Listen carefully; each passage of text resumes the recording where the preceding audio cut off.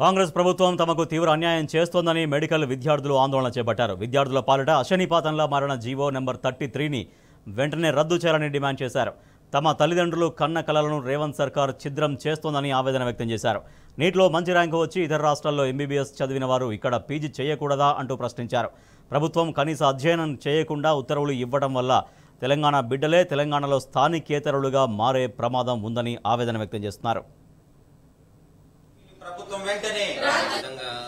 తొందరపాటులో గత నెల 19వ తారీఖు రిలీజ్ చేయడం వల్ల మన తెలంగాణ స్టూడెంట్స్ అనేది విలువైన ఒక సంవత్సరం విద్యా సంవత్సరం అనేది కోల్పోవడం జరుగుతుంది.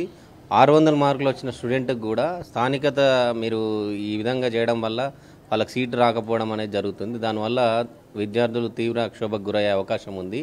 కాబట్టి ఇంతకుముందు మీరు ఇచ్చిన గైడ్లైన్స్ ఒకసారి చెక్ చేసుకొని దాన్ని ఒకసారి ఎగ్జామిన్ చేసి మన స్టూడెంట్స్కి న్యాయం జరిగేలా చూడాలని మేము కోరుతున్నాం. ఇదేంటంటే వేరే స్టేట్లో చదివిన విద్యార్థులకు లబ్ధి చేకూరేలా ఉంది.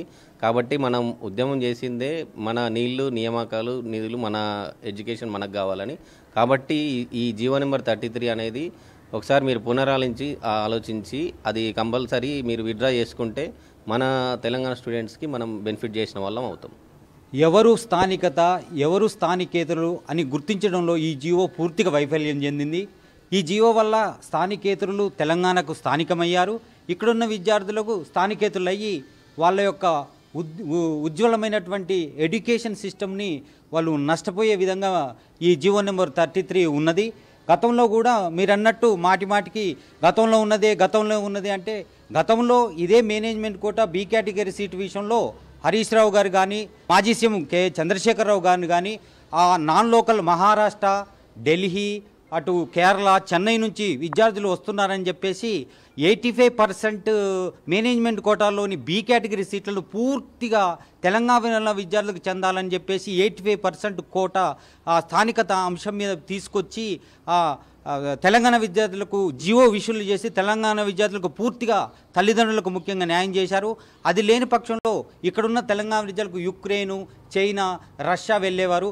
ఆ జీవో వల్ల మన తెలంగాణ విద్యార్థులు ఏదైతే మన విద్యార్థుల స్వలాభం కోసము మన రాష్ట్ర స్వలాభం కోసం ఏర్పడిన రాష్ట్రానికి తెలంగాణ విద్యార్థులు ఇక్కడే ఎంబీబీఎస్ చేసి ఈ రాష్ట్రాన్ని మంచిగా ఆరోగ్యవంతంగా తీర్చిదిద్దడానికి గతంలో చేసిన ప్రభుత్వం ఎన్నో చర్యలు తీసుకుంది.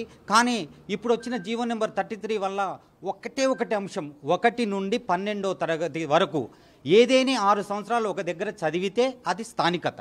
కానీ ఇప్పుడు ఏం చేశారండి, మీరు 9వ తరగతి పెట్టారు.